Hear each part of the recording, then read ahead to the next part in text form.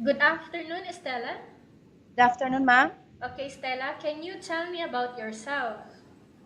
I am Estela Tusco Albios, 34 years old, married with three kids. I am from Calibo branch. Okay, I have a few questions here for you to answer, so let's start. Yes. Why do you want to work as a maid? I want to work as a maid just because I want to help my family, especially my children. Why you choose Malaysia when there is a lot of other country? Ma'am, I choose Malaysia just because Malaysia is near from the Philippines and also Malaysia is a beautiful country also. How are you qualified for this job? Mm, because ma'am, I am hardworking, polite, and industrious and trustworthy. May I know what your educational level is? Ma'am, I am high school level.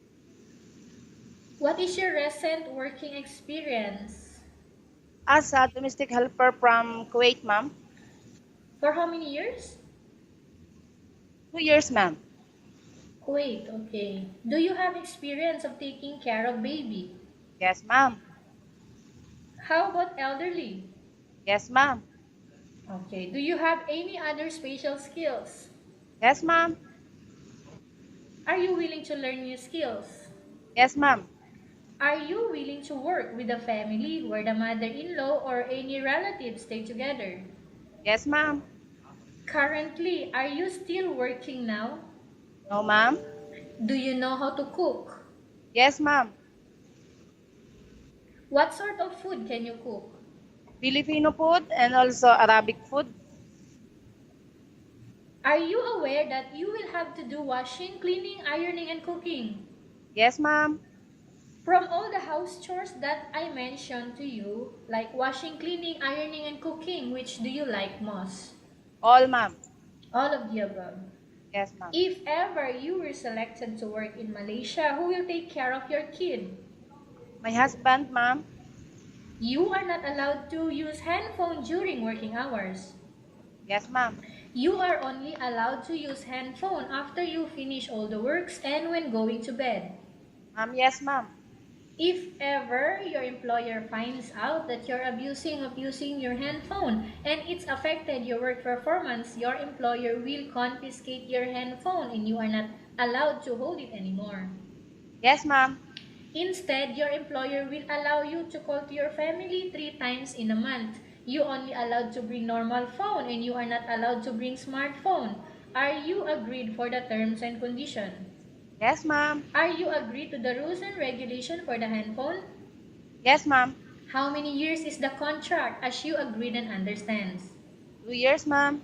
Can you describe for me your ethics, your attitude?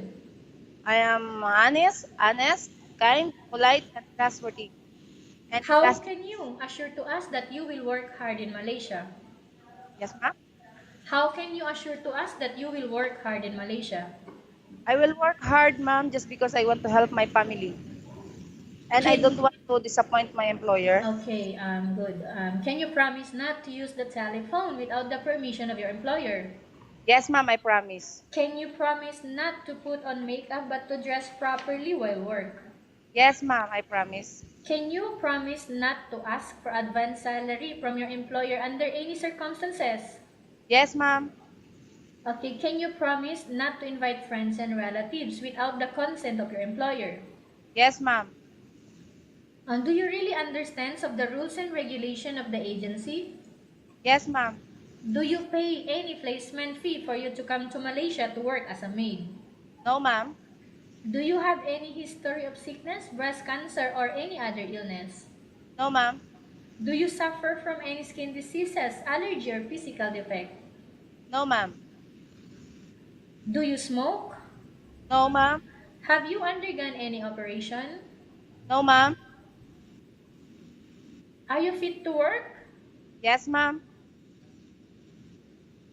Okay, are you in any medication right now? Yes, ma'am. What medication? Only for UTI, ma'am. Oh, okay. So you still have pending in medical. Yes, ma'am. Are you allergic with any food? No, ma'am. Are you preferred to work for the employer of any race? Yes, Are you preferred to eat the type of food taken by your employer? ma'am. Yes, ma'am. Are you afraid of dogs or other pets? No, ma'am. Are you afraid of being left alone in the house? No, ma'am. Can you promise to work according to instruction from your employer? Yes, ma'am. Do you have any immediate family working here in Malaysia? No, ma'am. Okay, Stella, we have finished our question section. Let's go to case study.